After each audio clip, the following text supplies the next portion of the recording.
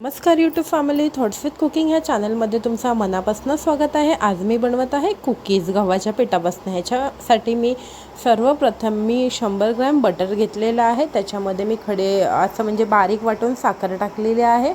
आता मी ह्या मिक्सरच्या साहाय्याने हे सगळं एक 10 मिनिटं चांगलं ह्याला फिरवून घेते। बिस्किट करण्यासाठी ही प्रोसेस खूप इम्पॉर्टंट आहे। जर तुमच्याकडे हा हँड मिक्सर नसेल तर तुम्ही मिक्सरमध्येही हे फिरवून घेऊ शकता। आता माझं हे फिरून झालेलं आहे। मी याच्यामध्ये अर्धी वाटी मैदा टाकलेला आहे आणि 1 वाटी मी कस्टर्ड पावडर टाकलेला आहे आणि त्यातच मी 1 वाटी गव्हाचं पीठ टाकलेलं आहे। हे सगळं मिश्रण माझं टाकून झालेलं आहे। आता या बिस्किटला चव येण्यासाठी मी याच्यामध्ये जिरे टाकते। तुम्ही जिरे भाजूनही टाकू शकता, मी असेच टाकलेले आहेत आणि याच्यामध्ये तुम्ही ओवाही टाकू शकता। आता इथे बटर टाकलेलं आहे म्हणून मी याच्यामध्ये अर्धा चमचाच मीठ घेतलेलं आहे। इथे मी बेकिंग पावडर घेतलेला आहे अर्धा चमचा आणि थोडंसं बेकिंग सोडा घेतलेला आहे। जर तुमच्याकडे बेकिंग सोडा नसेल तर तुम्ही 1 चम्मचभर बेकिंग पावडर टाकू शकता। हे सगळं आता मी चांगलं मॅरिनेट करून घेते, मिक्स करून घेते आणि हे सगळं मिक्स करून झाल्यानंतर जर मला ह्या मिश्रणासाठी मळायला थोडंसं पाणी या दुधाची गरज लागेल तर मी दुधाचा वापर करेल ह्याच्यामध्ये। आता मी हे सगळं मिश्रण एकजीव करून घेतलेलं आहे। त्याच्यामध्ये मी थोडंसं दूध टाकून थोडं करून त्याला मळून घेते। म्हणजे आपल्याला हे कणिकसारखं मळायचं नाही, फक्त हाताच्या साहाय्याने याची मुठी अशी तयार करायची। आता मी याच्या दुधाच्या साहाय्याने जेवढं मला दूध लागेल, हे डो मी जास्त घट्ट पण नाही करत आहे, जास्त पातळ पण नाही करत आहे आणि इकडे मला ही पूर्ण वाटी दूध लागलेली आहे। मी हे चांगलं मळून घेते। मळून घेऊन हे डो मी एक 10 मिनिटं फ्रीजमध्ये ठेवते रेस्टसाठी। बघू शकता इथे कलर पण खूप छान आलेला आहे। कुकीजला कलर यावं म्हणून मी त्याच्यामध्ये कस्टर्ड पावडरचा वापर केलेला आहे। कस्टर्ड पावडरने याची टेस्टही खूपच छान लागते। कस्टर्ड पावडर हे ऑप्शनल आहे, तुम्ही ह्याच्याऐवजी मिल्क पावडरही टाकू शकता। आता 10 मिनिटं झालेलं आहे। मी आता कुकीज म्हणजे जे डो आहे ते लाटायला सुरुवात करते। याच्या खाली मी बटर पेपर घेतलेला आहे। आता बटर पेपर टाकून चांगलं मी याला लाटून घेते। माझं लाटून झालेलं आहे। आता मी चाकूच्या साहाय्याने सगळे याचे कडे कट करून घेते।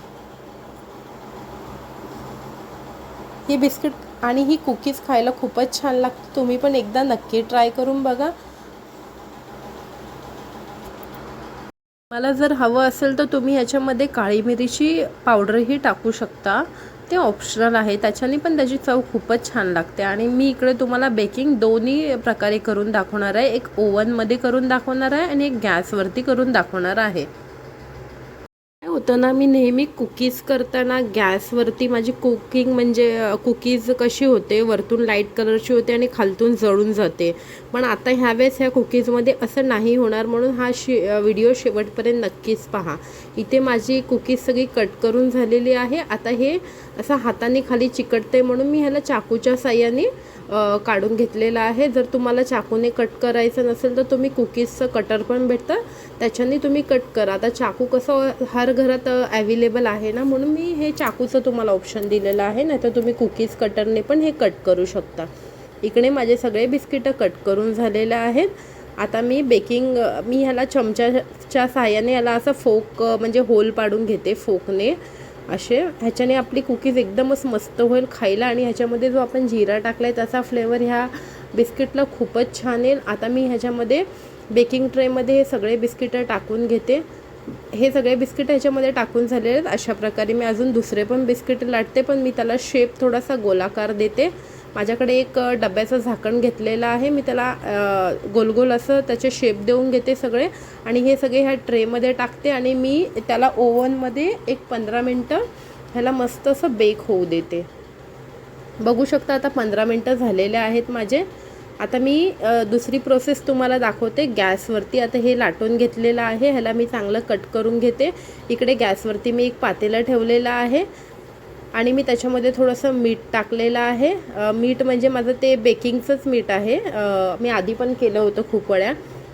आता मी त्याच्यामध्ये एक जाळी ठेवलेली आहे आणि हे प्लेटामध्ये बटर पेपर खाली टाकून हे सगळे बिस्किट त्याच्यामध्ये टाकलेले आहेत आणि एक 25 मिनटं मी याला चांगलं बेक होऊन देते। आता तुम्ही बघू शकता इकडे माझे ओव्हनमधले पण बिस्किट मस्त असे रेडी झालेले आहेत। मीच त्याला थोडंसं असं काळसर म्हणजे होईपर्यंत बेक केलेलं आहे, कारण हे खायला खूपच मस्त लागतात।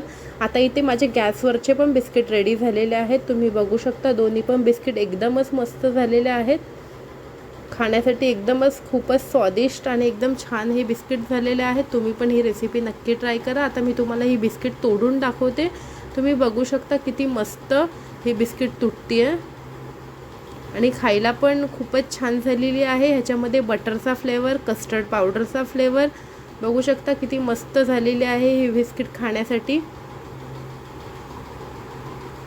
मी जर माझ्या चॅनलवर नवीन असेल तर माझ्या चॅनलला जास्तीत जास्त शेअर करा, लाईक करा, सबस्क्राईब करा आणि मला सपोर्टही करा। व्हिडिओ माझा शेवटपर्यंत बघितल्याबद्दल धन्यवाद।